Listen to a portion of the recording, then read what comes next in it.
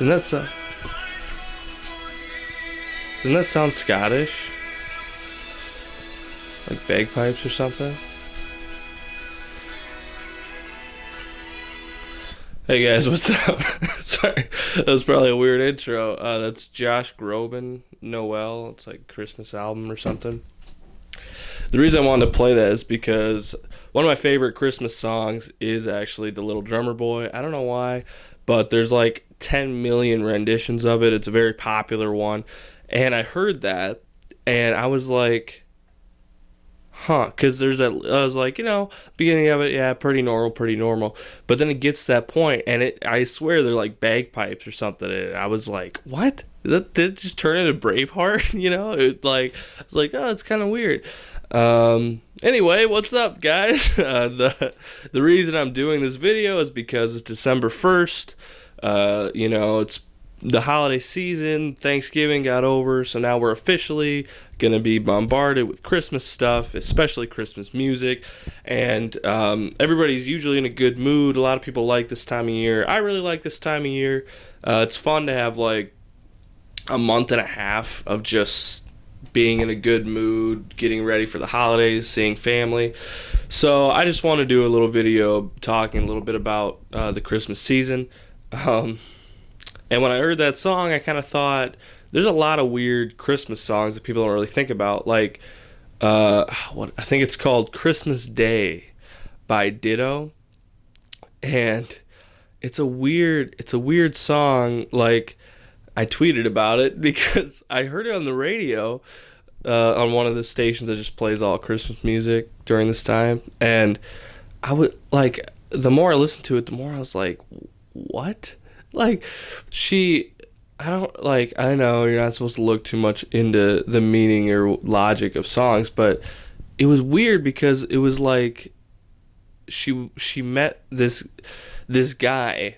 Okay, this is literally how the song goes. Listen to the lyrics. This guy comes to her house on a horse. So I'm guessing it's way back in the day, but it'd be even funnier if it was modern times and some dude just showed up on a horse. Okay, so he shows up on a horse and basically just comes into her house. She lets him in, and he says, "You're really pretty." Like, but not like that. The way she says, like, "Your hair is yellow as the sun. Your lips are as red as blood." Whatever. Weird stuff like that. Old-timey stuff.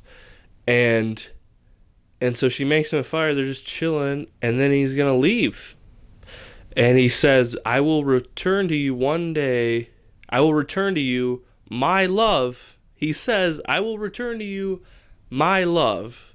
So apparently he loves her, even though he just randomly showed up to her house on a horse, and she let him in. She let him in. And he calls her his love.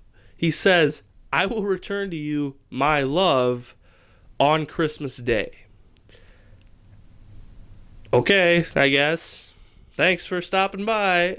I'm going to come back on December 25th. I don't have any family I gotta see. I don't have anything else going on that day except to come here and meet you, the woman I just met. I'm gonna come back on Christmas, so you better not have any family over. You better not have anything planned. You better have some food ready, because I'm gonna come back on December 25th, okay?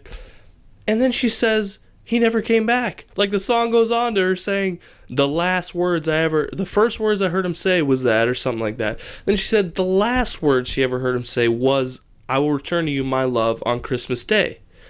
So this dude just shows up on a horse, walks into her house, she lets him in, he's chilling there, doesn't really say much, and then he calls her his love and says, "I'm going to come back on Christmas Day," and never does. And she waits for him, and that's the last thing she ever heard him say. Like, that was just crazy to me. I couldn't get over it. I kept listening like, is this right? Like, this, I don't know. I know it's just a Christmas song or whatever, but I couldn't get over it. And then I heard the Josh Groban song, and I thought, why are there, like, I like both those songs, but it was just weird to me. Anyway, so weird stuff happens during Christmas. I guess that's what I'm trying to say. But I guess I should probably talk about movies, since it's kind of talk about movies a lot. I saw Creed this weekend. Fantastic. I think that might be my second favorite film of the year, right after Mad Max so far. I mean, it was excellent. I know I just saw it, but I think I would put it up there right next to the original Rocky. Those two, I don't even know which one's better. Like, that's how good Creed is. Definitely check it out. Even if you don't really know the whole Rocky thing, you know who Rocky is. Even if you've never seen any of the movies, which you should obviously see, at least the first one. I would recommend going because it's a really, really, really good movie, really well made. Big props to those guys. That was incredible. I'm really excited to see it again.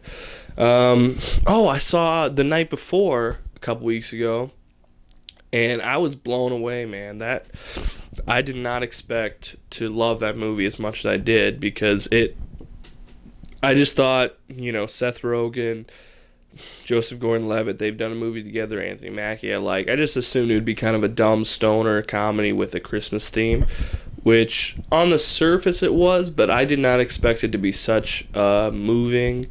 And it was funnier than I thought it'd be, and a way better story than I thought it'd be. It all rounded together well. The characters felt real and ridiculous. And this, like, when I walked out of the theater, I almost didn't want to say this, but this might be the next movie that I watch every year around Christmas time. It's just so great. Like, my friends and I have a holiday tradition that we kind of do. It's more for Thanksgiving, but it's one of those weird special things you have with your friends, and they do it. So it hit me hard. Like, that was a special place in my heart. I totally, understood that. But definitely, I think it's not really doing that well. So I'd go out and see it, man. It is hilarious. It's kind of raunchy. So I don't know if, like, you probably don't take your parents or anyone who's not really into that kind of humor. But that's not all it is. Like, that's just kind of what's on the surface. But underneath it, it's a really well-made film, really, really enjoyable, and I really liked it. Other than that, I don't think I've seen much lately. I'm not a big Hunger Games guy, I know. But, I mean, I liked the first one okay, and then I really liked the second one, and I didn't really like the third one, and so I didn't really want to see the fourth, and based on the reviews, still don't really want to see it. Okay, well, we'll kind of keep it with the Christmas theme here. Some movies that I really like to watch during Christmas. My favorite of all time is How the Grinch Stole Christmas, the animated version. Even though I don't hate the Ron Howard, Jim Carrey version, a lot of people do, apparently. I didn't really know that till recently. I like it, but I liked it more when I was a kid. Now that I watch it, it's too much. Like, they just put too much. I don't like the backstory, and I've always loved the Grinch ever since a little boy, and I still do. I love what I love about it. It's only like 20 minutes. It's like a half hour. That's it. You pop it in. Great story, great animation, awesome, timeless. Boom, done. That's what I also love that, because sometimes, like, the other one I always watch is It's a Wonderful Life, which is a great film. I think.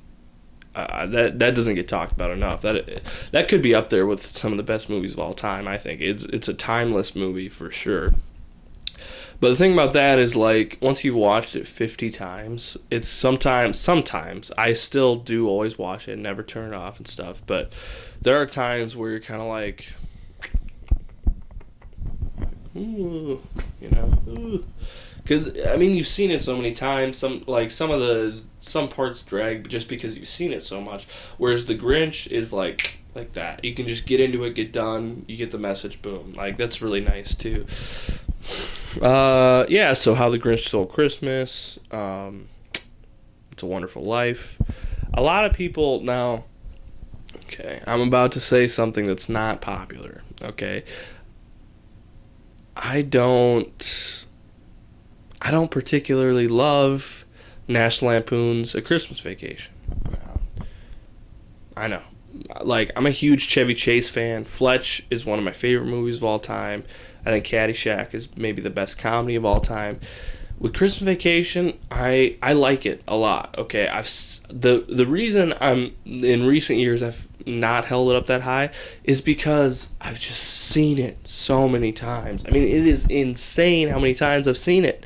and like not just seeing the movie, but hearing those jokes over and over and over and over all through the year. Like my people, my family, my friends, like those jokes, they'll say them all the time, all the time, all the time. Not even when you're watching the movie. Then when you watch the movie that you've seen 1,000 times, it slows down. You know, it's just not fun to watch. 'Cause you're like, boom, here this comes, boom, here this comes, boom, here this comes. And when it's a movie that's just comedy, you know, that's basically all it is. There's not really a good deep story in it. It's kind of cheesy at times, but the thing that makes it great is the comedy. And once you know every single joke that's coming up, every minute, every second, when there's nothing else to the movie, it's hard to watch. Like that's one of the reasons I loved The Night Before, was because the jokes hit so hard. They were really smart and just hilarious, but it had such a great story, such a great through line, and everything fit up so well that I could totally see myself watching this and enjoying it so many times, because it's not just jokes. It doesn't just rely on the jokes. It doesn't just rely on the sadness or stuff like that. It's just a good movie, all around. That's why I loved it. And Christmas Vacation's really good, really funny, but I don't know, it loses a little bit for me as time passes, I guess. Oh, another thing. Hold on right there. Well, I'm off screen. Ooh, what's that noise? You may be asking yourself. And I dropped it. Okay, hold on. This is, I don't think they sell them right now, but every fall, Milky Way comes out with Milky Way caramel apple. I'll hold it up let it focus. Okay, well, you saw it. Yeah, Milky Way caramel apple. It is incredible. They're actually sponsoring this show. No, they're not. I don't have a sponsor. Milky Way, come on, hit me up. Like, movies, not really reviews, just kind of some dumb guy talking, chocolate candy bars, they go together. So, give me a call when you have time. I understand. No, but when I worked at, I don't know if I should say the name of it. It's a dollar store, drugstore type thing. Whenever those would come in, we would sell those hard. We'd tell everybody, buy these, buy these, buy these. Because I'm not a big sweets guy, chocolate guy, but when I had that, it blew me away. I absolutely fell in love with it. So I try and buy it every year. They're hard to find. They only come out during the fall, but I strongly recommend getting some. But I think that's pretty much it. I just wanted to kind of talk a little bit about, the Christmas spirit, those weird songs, I don't know, and the movies I like to watch during it. And I really hope you guys are planning on having a great Christmas. Go see your family. I know sometimes it's tough, but you got to do it. It's a good time. I've had all my Christmas presents bought for like months, like 2 months. I'm an early guy. I buy my Christmas presents way before all the good deals on stuff. Oh yeah, Black Friday. I could talk about that quick. Not much really happened, but I did buy some Blu-rays. I bought Indiana Jones, the first one, the Raiders of the Lost Ark, which gotta say I hadn't seen up until I bought it, but which was one of those movies that is a classic that I'd never seen. And I know, like, it's just, everybody has those movies, and that was the one for me. I bought it for $5 on Blu-ray, and I said yes. Bought it and watched it. It was incredible. I can see why people love it so much. Ooh, such a good movie. And then I bought Interstellar on Blu-ray at Target for $4, because I didn't necessarily love Interstellar, but I thought a beautiful movie on Blu-ray for $4. Plus, it came with a little piece of 70mm film, which was kind of cool. I didn't know that came with it. And then I bought Band of Brothers on Blu-ray for my roommate. He loves war stuff, for like $10. And then I also bought the first season of Silicon Valley, which I've heard is hilarious, and it was pretty cheap too, so I don't remember how much that was. But okay, done with Black Friday. I'm not really good at this whole sequential, topical, keep it in order. Like, I like to just jump around. It's Pulp Fiction is what it is. The layout of this non-linear YouTube video making. That's what I do here on yeah. Gosh. Anyway, I guess we'll go back to closing this. Just have a good time. I think I might put out another video here soon. I'm trying to get together of like having a couple people on the video and maybe like doing an unboxing of like Christmas presents, just like we each give one away and you can watch it, whatever. It doesn't matter. That's kind of what I was thinking. I think it'd be fun. Again, thank you guys so much for watching. I really, really appreciate it. You can find me on Twitter at LukeLarson89. Pretty simple. I try and tweet pretty well. Sometimes I retweet a little too much, but I'll tweet out my videos whenever they come out. Also, you should check out my good buddy Tyler Backus on YouTube. He is Burdett Dog. BURDETTEDOG. He's been on the show a couple times. Really good friend of mine, one of my best friends. He does game commentaries. He's a video gamer. He's doing The Walking Dead right now, which is a really good game. I've been following that on his. It's really good. He's also doing Minecraft story mode, which isn't as good, but it's enjoyable. And he does a lot of other stuff too. He's a good follow. Yeah, go over there, check him out. And once again, thank you guys so much for watching. Let me know. Yeah, let me know in the comments, what Christmas traditions you always do, or what you're looking forward to about this Christmas. And also, sorry, check out Chris Zimmerman's podcast, The Magnificent Seven, anywhere you can find podcasts. He had me on as a fan tiebreaker. Those haven't been released yet, but check him out. It's a great podcast. He does top 7 lists, and then on Fridays he does Movie Zeg. It's the tournament form thing. But I will close out this video at some point here. I really do appreciate you guys watching this. If you have any suggestions about what you think I should do, let me know. Seriously, like, tweet at me, tell me I suck, comment on this video. There's more coming. Like, I'm gonna keep doing it, and if you hate it, you should let me know so I can change what I'm doing to better please you. But thanks as always for watching, guys. Again, really appreciate it. Have a Merry Christmas. I'll see you soon.